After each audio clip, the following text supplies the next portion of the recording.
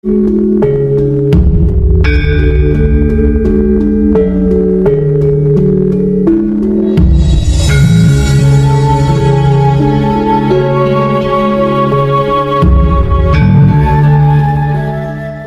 semua orang yang datang menemui saya di sini itu sebelumnya pernah berguru, pernah mempunyai guru, artinya pernah mempelajari sesuatu sebelum belajar bersama saya di pesanggrahan.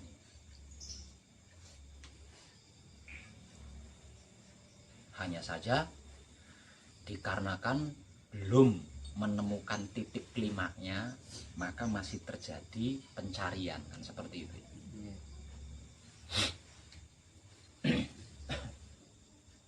Lah, saya itu sangat berharap untuk panjenengan yang sudah ada di sini, atau untuk para kadang yang masih ada di luar sana, yang masih dalam perjuangan untuk bisa datang menemui saya di sini mengikuti gembleng atau manekung. Itu tidak menceritakan kepada saya atau kepada siapapun tentang keburukan atau kejelekan gurunya.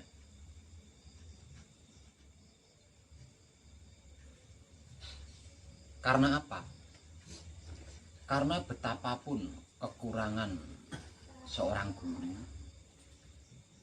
betapapun buruknya seorang guru, dia pernah menjadi pelita di dalam gulitanya panjenengan. Artinya pernah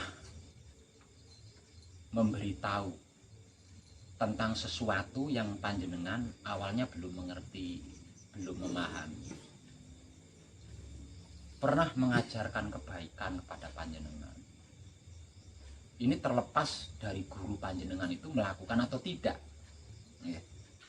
Yang pasti tidak ada seorang guru itu yang mengajari muridnya untuk melakukan keburukan.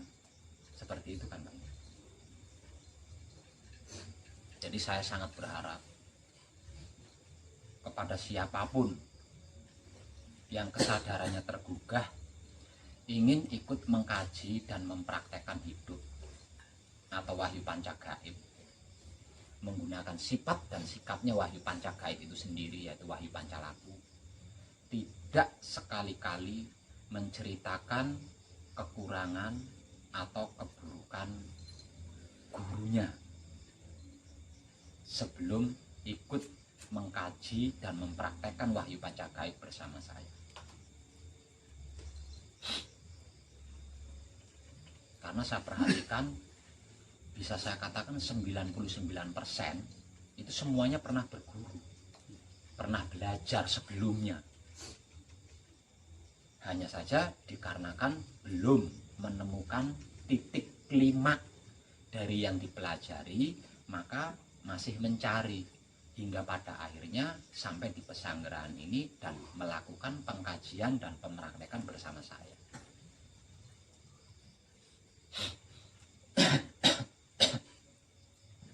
Kenapa saya mengharap siapapun panjenengan untuk tidak menceritakan kepada saya atau kepada siapapun tentang kekurangan dan keburukan seorang guru? Satu, betapapun kekurangan seorang guru dan keburukan seorang guru, dia pernah menjadi pelita di dalam gulita panjenengan, pernah menjadi penerang ketika panjenengan bingung, mengajari sesuatu yang awalnya panjenengan belum mengerti menjadi mengerti, mengajari sesuatu yang awalnya panjenengan belum paham jadi memahami. Dan kelakuan di dalam spiritual tidak ada yang lebih baik dari itu. Tidak ada yang lebih baik dari itu. Jadi apapun dan bagaimanapun guru panjenengan dulu, jangan pernah menceritakan kekurangan dan keburukannya kepada siapapun. Kenapa saya mengharap seperti itu?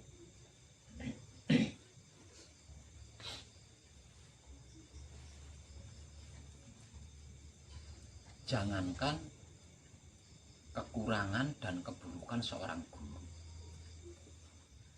panjenengan menceritakan kekurangan dan keburukan tetangga panjenengan saja, itu karmanya mengerikan. Apalagi yang panjenengan ceritakan adalah seorang guru, orang yang pernah berjasa pada panjenengan. Artinya karmanya itu jauh lebih mengerikan lagi.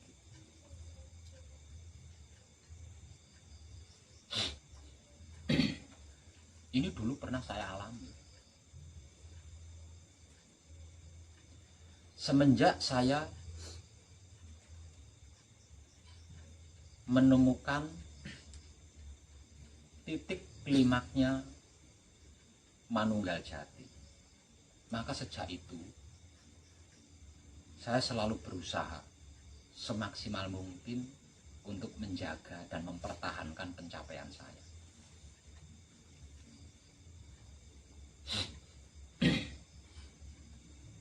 Nah, sejak itu pula sampai sekarang,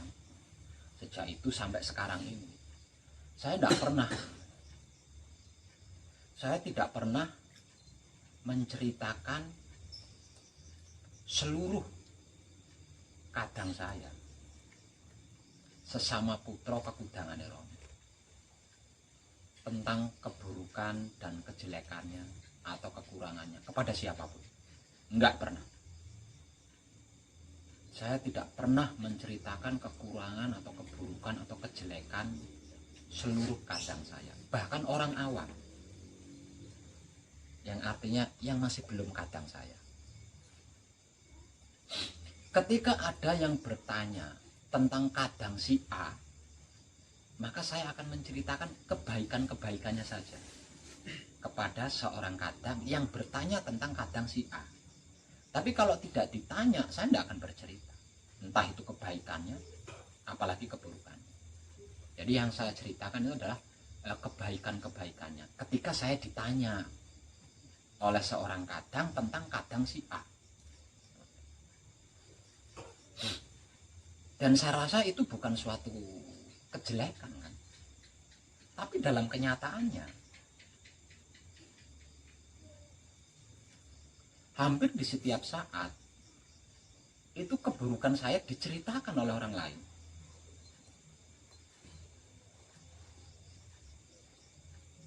Keburukan saya dijadikan bahan cerita oleh orang lain, diceritakan ke sana, diceritakan ke sana. Padahal saya tidak pernah melakukan itu. Jadi kalau ada orang yang belum kenal saya, orang yang belum pernah ketemu dengan saya, bertanya dengan saya, itu yang diceritakan keburukan saya. Jadi orang yang belum kenal saya, belum tahu saya itu jadi menahan diri kan. Jangankan bersedia berkenalan dengan saya, malah jadi tidak suka dengan saya. Itu hampir setiap saat saya alami. Artinya itu kan sebuah balasan. Padahal yang saya lakukan, saya menceritakan kebaikan seorang kadang ketika ditanya kan gitu. Tapi yang saya alami, yang saya panen, justru keburukan saya yang dijadikan bahan cerita oleh banyak orang. Hah? Ini loh. Nah, dari sini kan kita bisa mengambil kesimpulan bahwasanya menggunjing itu menceritakan kok sama dengan menggunjing ya. Ini terlepas dari cerita baik atau cerita buruk. Tapi kan bisa disebut sebagai menggunjing kan, atau menceritakan orang lain. Nah, dari sini kita bisa mengambil kesimpulan bahwasanya menceritakan orang lain, entah itu tentang kebaikan atau keburukan, itu enggak tepat. Itulah yang disebut luput.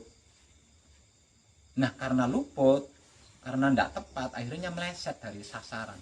Lakunya itu meleset dari sasaran karena tidak tepat, karena luput.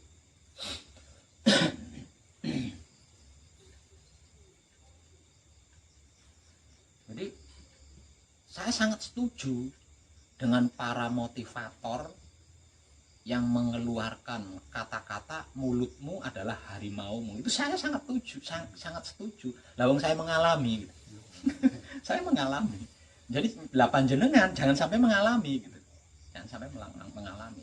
Makanya berusahalah untuk tidak menceritakan siapapun.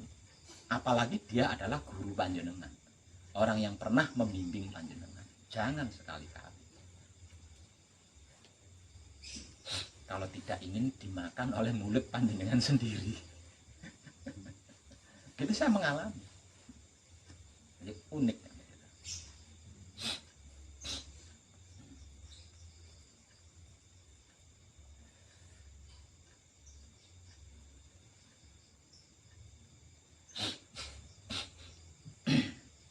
Lebih baik kita memperbanyak kelakuan baik, melakukan kebajikan sebanyak mungkin. Yang sering saya bahasakan sebagai menebar kesadaran rasa cinta kasih sayang Romo kepada siapapun, apapun, dimanapun, hingga sampai kapanpun. Itu lebih baik dari semuanya.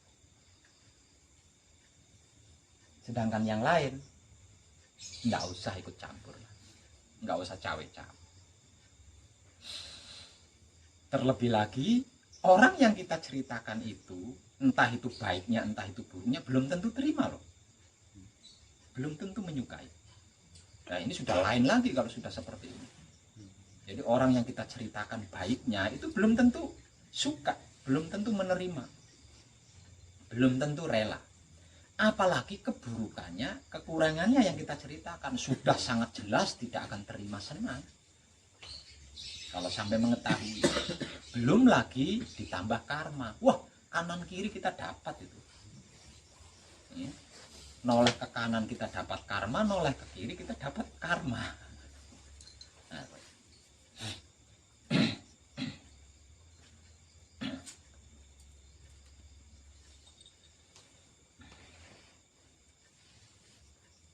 Nah, terus lagi.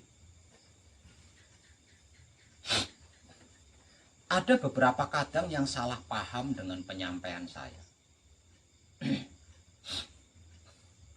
Ketika ada sebuah pertanyaan, nah kalau saya difitnah seseorang bagaimana Pak? Hadapi dengan wahyu pancalaku. Itu jawaban saya. Ketika ada seseorang kadang bertanya, kalau saya difitnah orang bagaimana Pak? Apakah saya harus diam? Bukan diam. Wahyu pancalaku. Wahyu pancalaku itu kan bukan diam.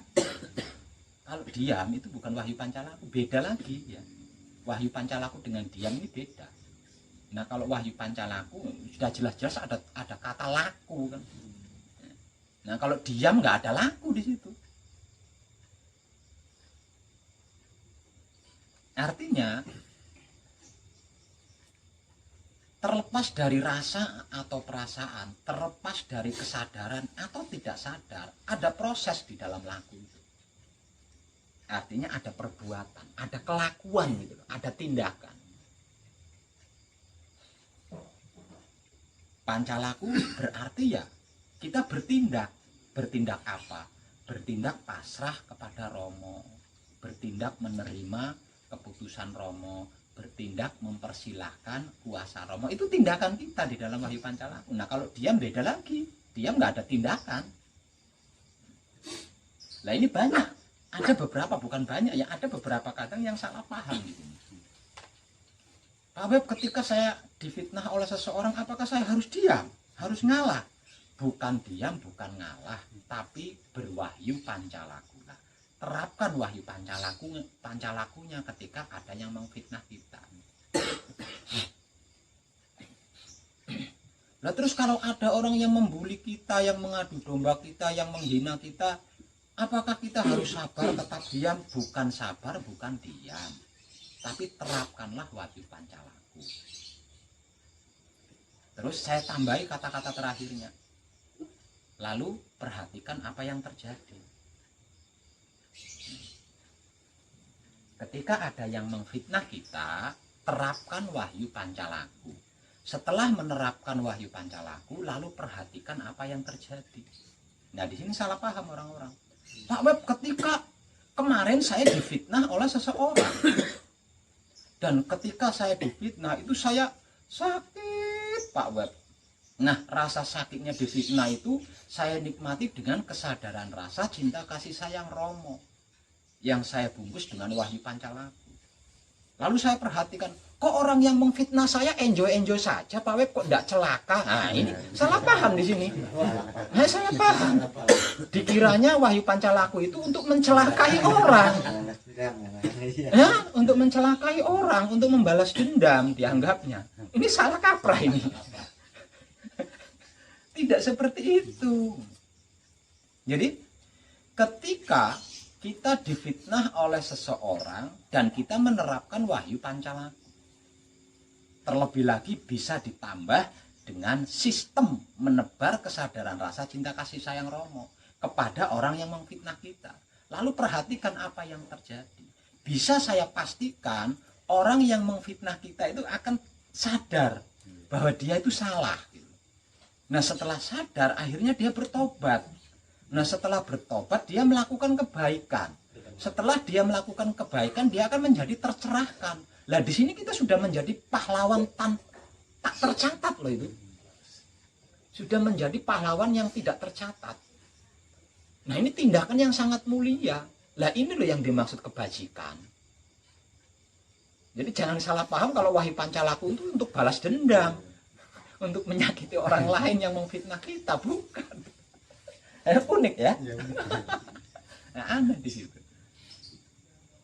Jadi bahasa saya kan, ketika ada yang memfitnah kita, terapkan wahyu pancalaku.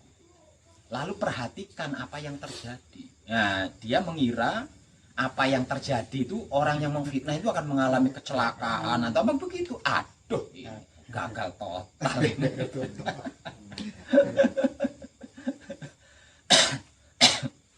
Nah, seperti itu.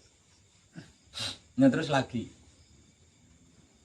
bagaimana kalau ketika ada yang pagi-pagi nagih hutang, Pak Web? Orangnya marah begini, apakah saya harus mengucapkan terima kasih? Diam, bukan mengucapkan terima kasih, diam. Terapkan wahyu pancalaku. Lalu perhatikan apa yang terjadi.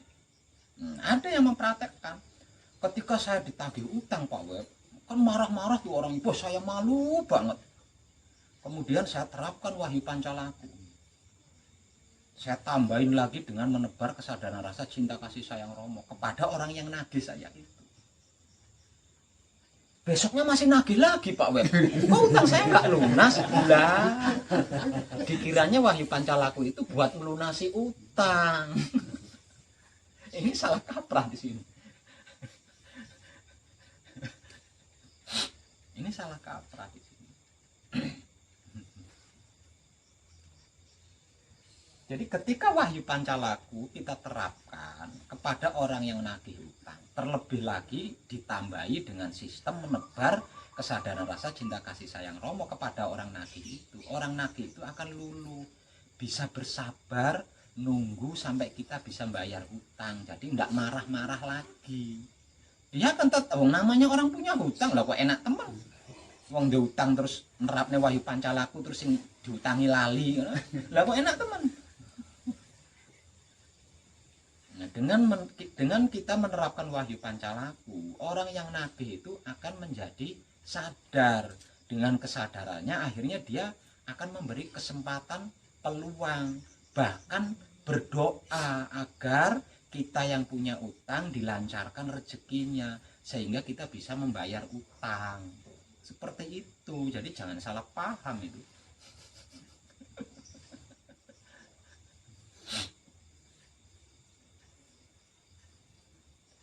Lah, kelakuan-kelakuan ini kalau harus disejarahkan, itu loh yang namanya pahlawan. Pahlawan tanpa jasa, pahlawan tanpa titel. Itu loh satrio sejati, sejatining satrio.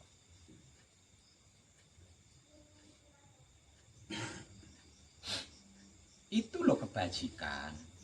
Itu loh kebaikan yang saya maksud. Itu loh yang saya maksud menebar kesadaran rasa cinta kasih sayang Romo kepada siapapun, apapun, dimanapun, hingga sampai kapanpun. Itu caranya seperti itu.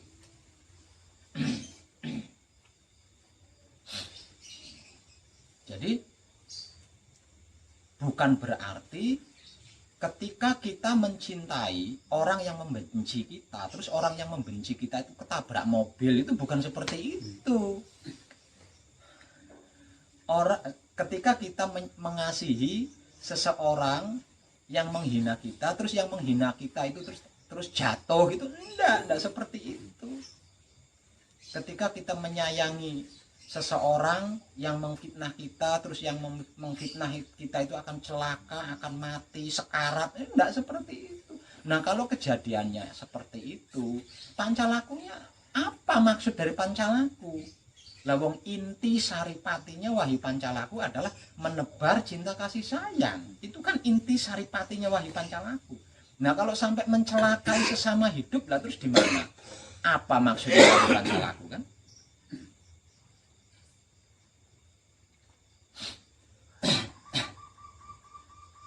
Nah, seperti itu.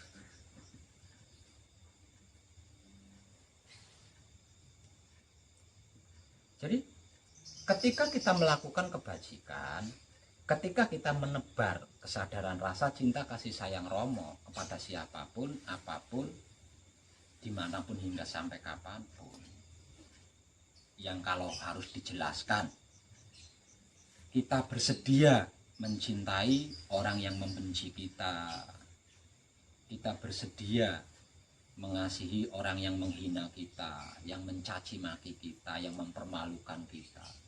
Kita bersedia menyayangi orang yang memfitnah kita, yang mengadu domba kita, dan kita melakukan kebaikan-kebaikan kepada seseorang yang mengutuk kita, yang mencela kita, yang menghakimi kita.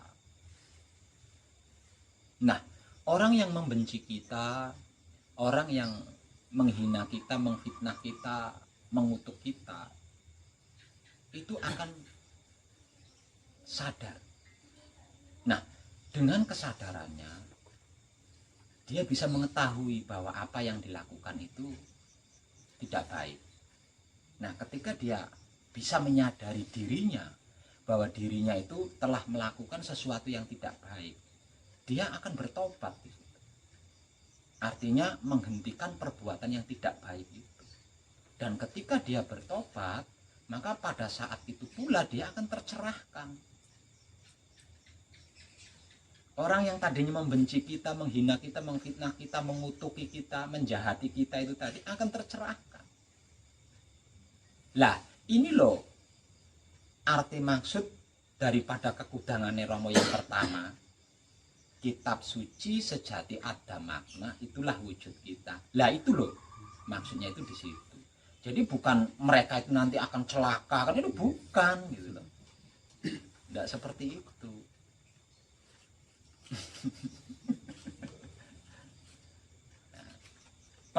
Lalu perhatikan apa yang terjadi. Maksud saya itu seperti itu. Jadi jangan mengharap yang menghina, yang memfitnah kita itu akan celaka, akan mati itu. Lah kok kejem temen. Wong Tuhan aja ndak seperti itu kok. Masa kita seperti itu? Nah, kalau seperti itu, lagi pula kalau seperti itu, lalu inti saripatinya Wahyu Pancalaku itu di mana? Ya. Lawang tubuh kita didesain atau dirancang sebagai kitab suci sejati ada makna bagi sesama makhluk itu. Ucapan kita, kata-kata kita didesain, dirancang menjadi wulangre sejati bagi sesama makhluk itu. Sedangkan tingkah laku kita didesain, dirancang sebagai berbudi bawa laksono bagi sesama makhluk itu. Lah kok mencelakai orang itu lah terus piye? Mengharap orang lain hancur lah terus gimana itu? Ya enggak ketemu ujung pangkalnya. Enggak ketemu.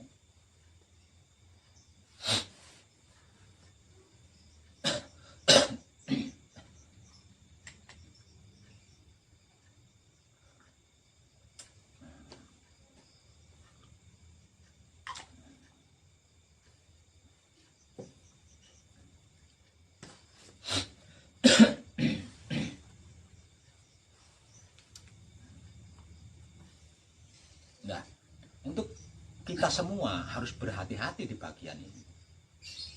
Karena apa? Karena kita belum terbiasa. Artinya kita akan mengalami kesulitan-kesulitan di sini. Disebabkan dikarenakan kita belum terbiasa.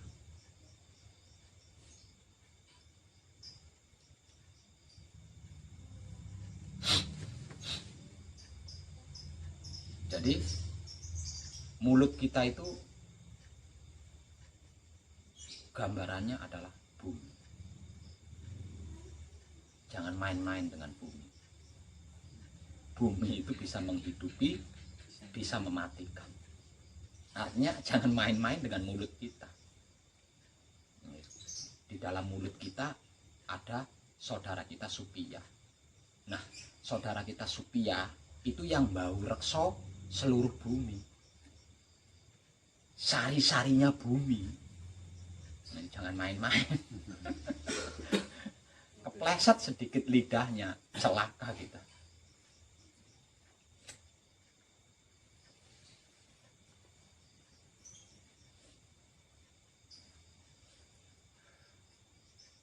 Dan kesalahan atau ketidaktepatan yang paling sering terjadi dan hampir setiap saat kita itu mengalami adalah kata-kata.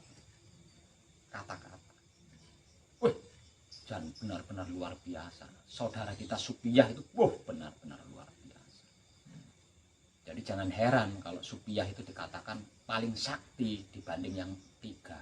Dibanding Mutmainah, dibanding Aluamah, dibanding Amarah. Yang tersakti itu adalah Supiyah. Diam, dia diam. Tapi jangan coba-coba dengan diamnya. Dia bisa menghidupkan, bisa mematikan. Jika sampai kepleset. Makanya saya sangat setuju dengan para motivator yang mengatakan mulutmu adalah harimau. Itu saya sangat setuju sekali itu.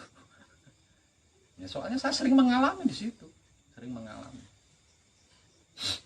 Makanya saya bisa bicara.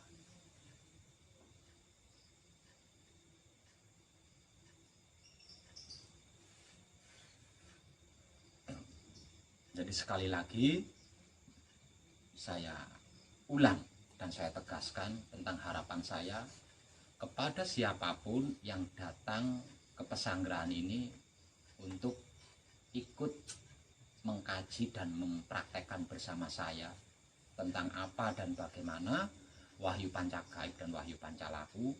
Jangan sekali-kali menceritakan kepada saya tentang kekurangan dan keburukan guru panjenengan sebelumnya. Karena itu, selain akan mempersulit diri panjenengan sendiri ketika berspiritual, juga bisa mencelakai jiwa raga panjenengan.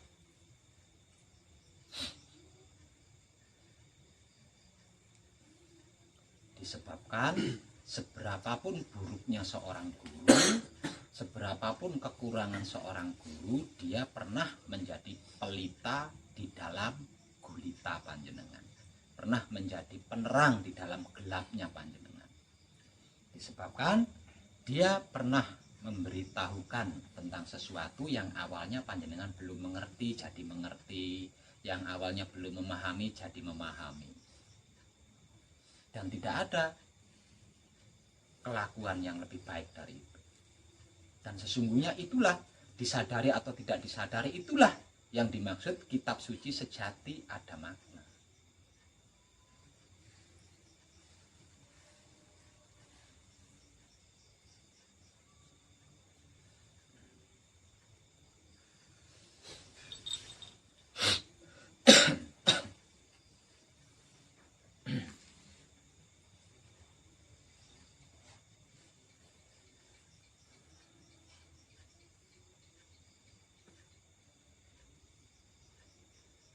Di dalam gembleng, pernah nggak panjenengan menyadari ketika bersabda Palungguh Pambuka atau bersabda Kunci atau mungkin bersabda Pauling, ketika menggunakan suara seperti apa ketika tidak menggunakan suara seperti apa? Pernah nggak panjenengan menyadari? Itu loh gaibnya saudara kita Sufia. Nah, dia mengajari ketika kita berucap menggunakan lesan, ketika kita berkata-kata menggunakan lesan, ketika kita berkata-kata tidak menggunakan lesan, dan ketika kita berkata-kata tanpa menggunakan lesan berarti asli Sufia. Tapi kalau kita berkata-kata menggunakan lesan berarti ada perantara di antara Sufia antara kita. Pasti beda nih, rasanya beda di situ. Rasanya beda. Ada sulit dan gampang di situ. Ada yang mengalami lebih gampang menggunakan suara. Ada yang mengalami lebih gampang tidak menggunakan suara. Ini berbeda-beda di sini. Ya, jadi ranahnya beda-beda. Ya, jadi seberapa bergantung dari seberapa kita berhati-hatinya kepada saudara kita Sufia. Itu bergantung. Nah, kalau kita selalu berhati-hati dengan saudara kita Sufia, berkata-kata menggunakan lesan ya enjoy, tidak ada masalah. Berkata-kata tanpa menggunakan lesan ya enjoy, tanpa masalah. Nah, kalau ketika kita berkata-kata antara menggunakan lesan atau tidak menggunakan lesan, di situ ada perbedaan. Berarti kita belum hati-hati dengan saudara kita Sufia. Masih belum berhati-hati di situ. Artinya ada kemungkinan jenengan akan terpeleset di situ. Artinya ada kemungkinan panjenengan akan terpeleset di situ.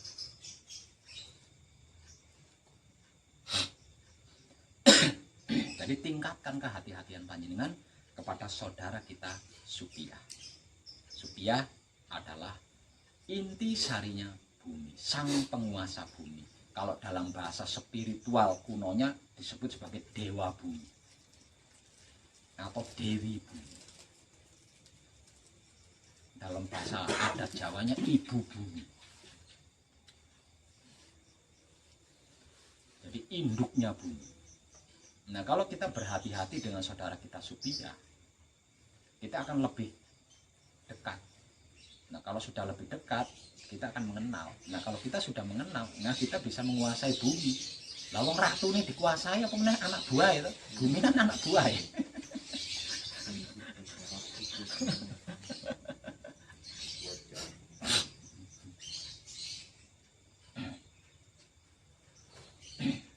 Nah, caranya berhati-hati kepada saudara kita Sufia bagaimana Pak Web? Hati-hati dengan kata-kata kita, dengan ucapan kita, dan hati-hati dengan tanah yang sedang kita injak. Secara spiritual berhati-hatilah dengan kata-kata atau ucapan kita. Secara non spiritual berhati-hatilah dengan bumi yang sedang kita injak. Karena bumi yang sedang kita injak itu anak buahnya saudara kita Sufia. Kalau dia tidak terima, dia lapor sama Sufia. Maka Sufia ada di dalam diri kita kan. Walah dora tarik bagian jerone awake dhewe.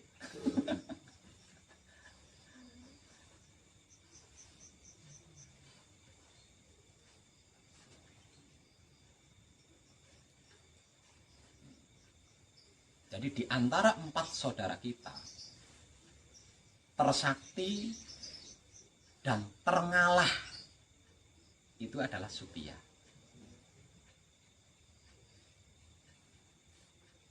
Walau begitu, yang 3 tidak mau dikatakan tidak sakti itu, enggak. Tetap rebutan, saya yang lebih sakti, saya yang lebih sakti.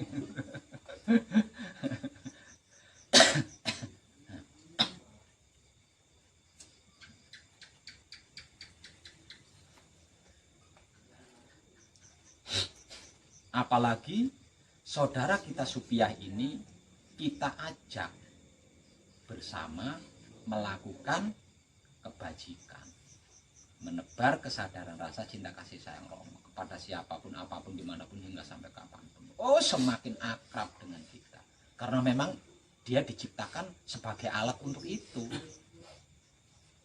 Ya makanya walaupun kita beolin, kita berakin, dia tetap menumbuhkan tumbuhan yang kita tanam. Itu loh tanah.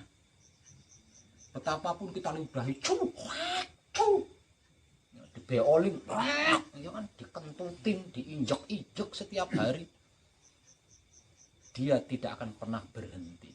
Ketika kita menjatuhkan benih, dia akan menumbuhkan benih itu.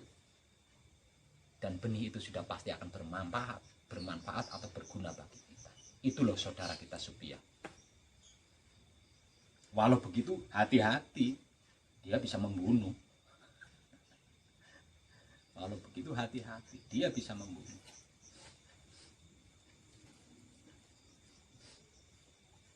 Jadi berhati-hatilah dengan saudara kita Supiah. Hormati dan perlakukan dia, kemudian ajak bersama kita untuk melakukan kebajikan. Hanya dengan seperti itu dia akan mengakrabkan diri kepada kita. Jika tidak, dia memberikan dua pilihan.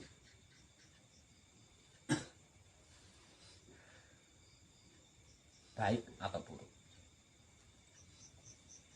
Itu pilihan dari saudara kita Supiah. Selagi kita belum bisa hati-hati, belum bisa menghormati dia.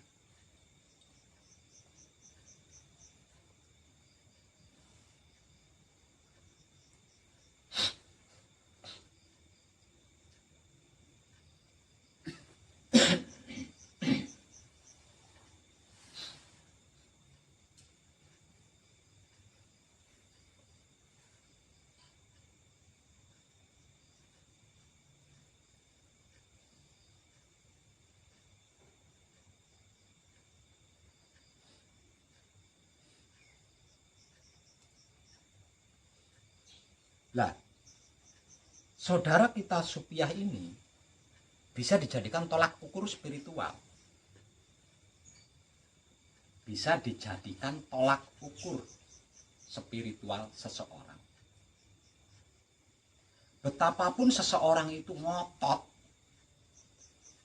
saya hebat, saya sakti, ilmu saya setinggi langit. Tapi kalau mulutnya masih membicarakan orang lain, nol.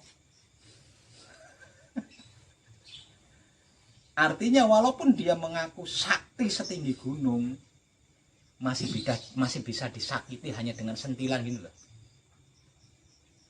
Apalagi dengan senjata. Hanya dengan jari seperti ini dia masih merasakan sakit, walaupun pengakuan saktinya itu setinggi langit. Kalau masih menggunjing orang, kalau masih membicarakan orang. Jadi, nah di situ letak bahayanya Supiah.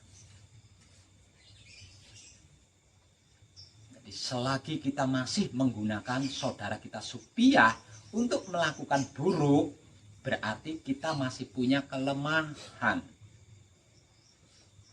Saktinya kayak ngopo tetap duwe kelemahan.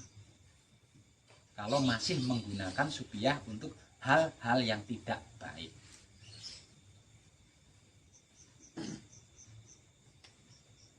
Jadi sebenarnya mencari orang yang mumpuni itu gampang.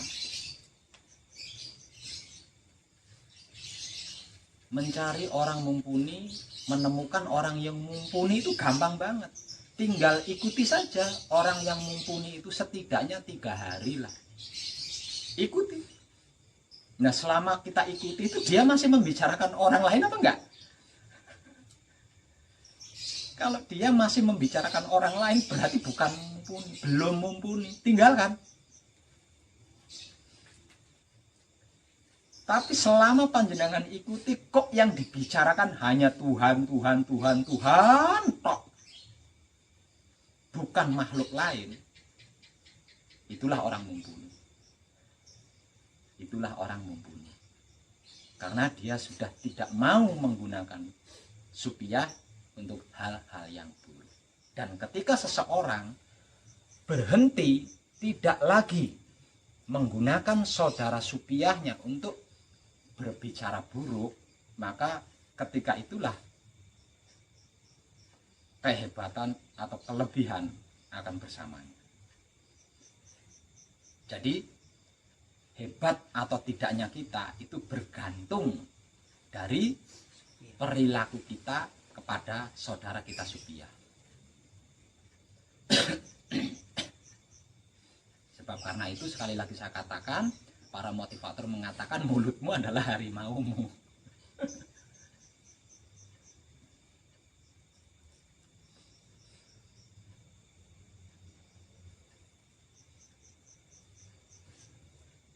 Walaupun begitu, saya juga masih terpeleset di hal ini, gitu. Masih sering terpeleset. Nah buktinya, keburukan saya masih sering dijadikan bahan pembicaraan di luar. Padahal saya belum tentu buruk. Keburukan tentang saya yang dijadikan bahan cerita di luar sana, itu belum tentu saya melakukan. Tapi saya kan terbawa. Artinya tentang Supiah ini saya masih punya kelemahan, entah dari segi mana, dan saya masih berusaha mencari apa yang belum saya indahkan terkait saudara saya Supiah ini, sehingga saya masih mengalami seperti itu. Nah ini namanya bercermin, ini namanya mawas diri. Kalau seluruh yang terkait dengan saudara saya Supiah sudah saya indahkan, tidak mungkin ada seseorang yang membicarakan keburukan saya, dan keburukan itu belum tentu saya lakukan. Gitu.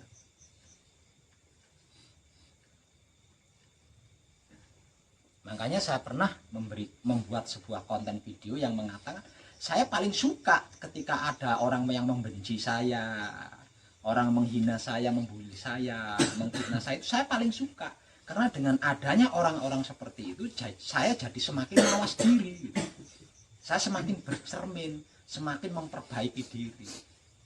Nah buktinya saya mengetahui celah saya, oh berarti saya ada sesuatu yang belum saya indahkan terkait saudara saya Supiah.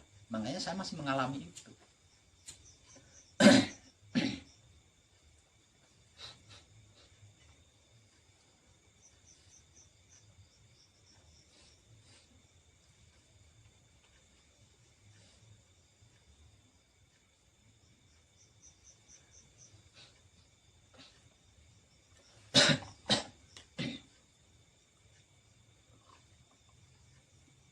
Tidak ada satupun manusia hidup di dunia ini yang tidak mempunyai masa lalu.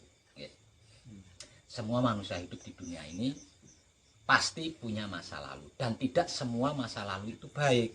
Karena apa? Karena realita kehidupan di dunia adalah baik buruk. Tidak baik toh, tidak buruk toh, ada kalanya baik, ada kalanya buruk. Jadi setiap manusia yang memiliki masa lalu berarti pernah melakukan kebaikan, juga pernah melakukan keburukan. Pernah mengalami kebaikan, juga pernah mengalami keburukan.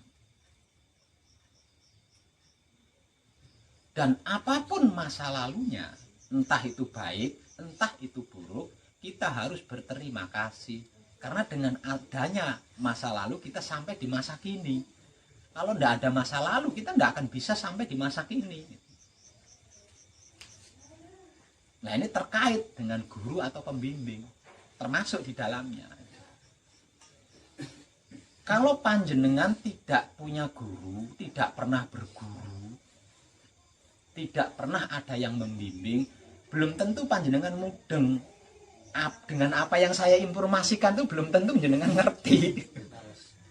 Bisanya panjenengan mengerti, bisanya panjenengan memahami, kemudian kesadaran panjenengan tergugah untuk ikut mengkaji dan mempraktekkan, itu dikarenakan panjenengan pernah berguru, pernah belajar kepada seseorang. Coba kalau panjenengan tidak pernah berguru, tidak pernah belajar kepada seseorang, tidak mungkin paham dengan apa yang saya informasikan. Jadi jangan coba-coba menceritakan keburukan atau kekurangan guru-guru panjenengan di masa lalu. Panjenengan apapun prosesnya, bagaimanapun prosesnya, panjenengan harus berterima kasih pada guru panjenengan.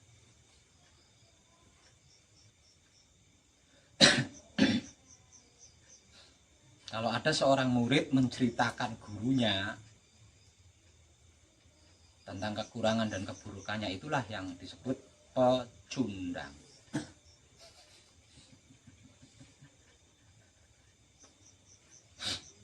Dan tidak ada yang lebih buruk dari itu.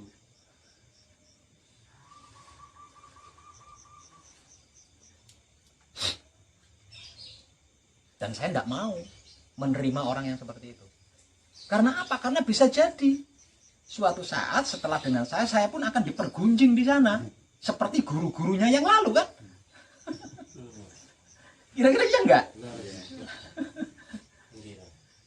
Bisa jadi seperti itu.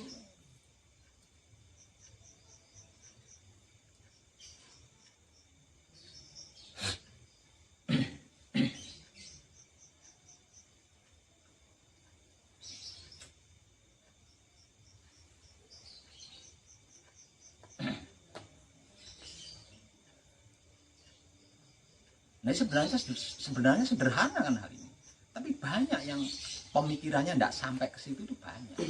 Dianggapnya wajar-wajar saja. Walaupun ada sebuah filosofi mendem jero mikul dhuwur. Mana nek filosofi ngoten nggih?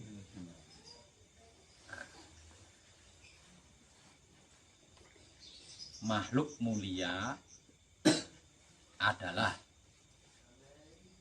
orang yang bisa, kalau kaitannya orang tua ya, yang bisa mendem jero kekurangane wong tuane, mikul dhuwur kelebihan wong tuane. Kalau kaitannya dengan orang tua, kalau kaitannya dengan guru, bisa mendem jero kekurangane guru, iso mikul dhuwur kelebihane guru.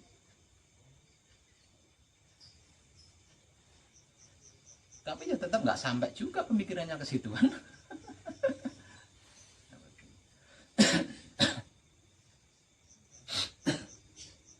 Dikarenakan apa?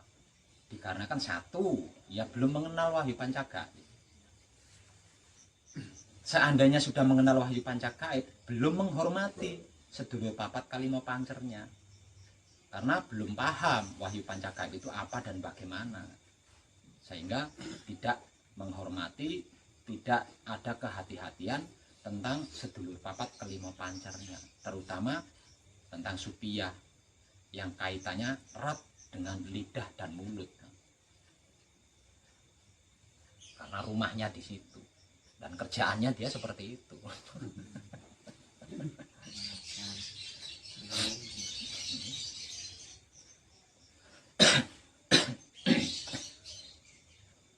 Nah, Romo sendiri, supiyah kita itu disabda oleh Romo untuk menjadi wulangre sejati.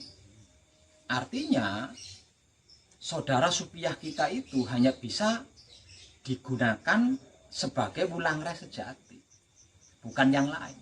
Kalau selain wulangre sejati, dia akan mencelakai. Lalu dia dirancang dan didesain untuk itu, untuk sebagai wulangre sejati. Nah, kalau sampai kata-kata kita, ucapan kita, bahasa kita bukan wulangre sejati, pasti akan mencelakai.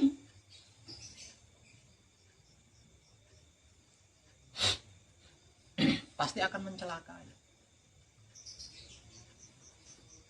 Lah, sedangkan saudara mutmainah kita, aluamah kita dan amarah kita itu disabda sebagai kitab suci sejati ada makna.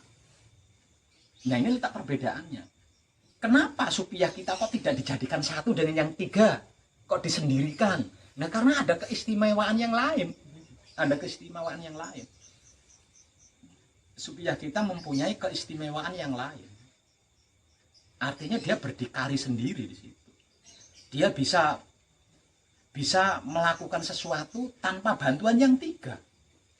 Tanpa bantuan mutmainah, tanpa bantuan aluamah, tanpa bantuan amarah. Dia bisa melakukan.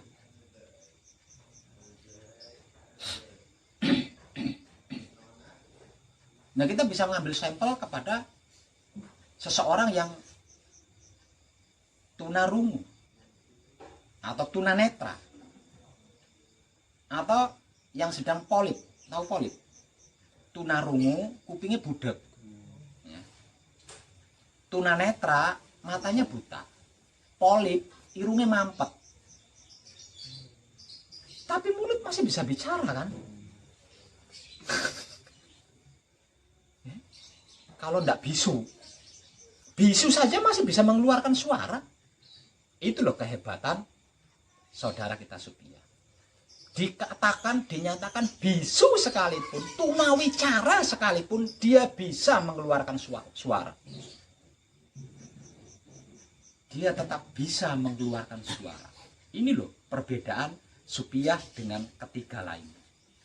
Makanya ketiga saudara kita Mutmainah Alwama Amarah dirangkum jadi satu sabda kitab suci sejati. Lah Supia, lo kok sendiri dia di sabdanya, tidak digabungkan jadi satu.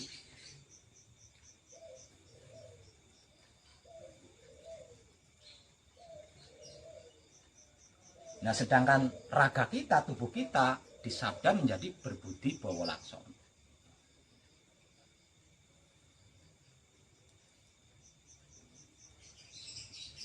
Nah dari sini kita bisa mengambil kesimpulan bahwa saudara kita Supia itu paling jempol. Dikarenakan apa? Dia bisa menghidupkan, bisa memantikan, bisa mencelakai, bisa membahagiakan. Hanya dengan kata-kata. Apalagi kalau dia sampai melakukan sesuatu hal loh. Ya kan? Hanya dengan suara bisa mencelakai. Hanya dengan suara. Apalagi sampai dia melakukan sesuatu hal. Itu loh saudara kita Supia, apa enggak luar biasa. Maka berhati-hatilah.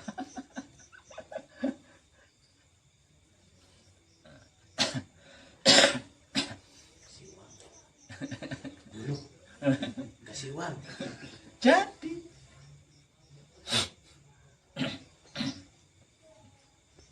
luar biasa.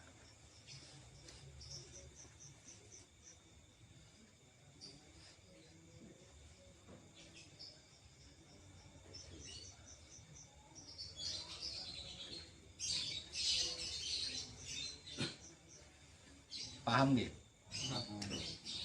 Kadangan kita malam ini tentang saudara kita Supia saya cukupkan, dan besok malam saya berjanji akan mengungkap saudara kita yang lainnya tentang Amarah, tentang Alwama dan Mutmainah sesuai dengan karakternya sendiri-sendiri. Dan malam ini saya sudah mengungkap karakter dari saudara kita Supia, bahwasanya dia salah satu atau satu-satunya di antara saudara empat kita yang dianggap berbeda oleh sang empunya. Tercerahkan kita semuanya dan terima kasih.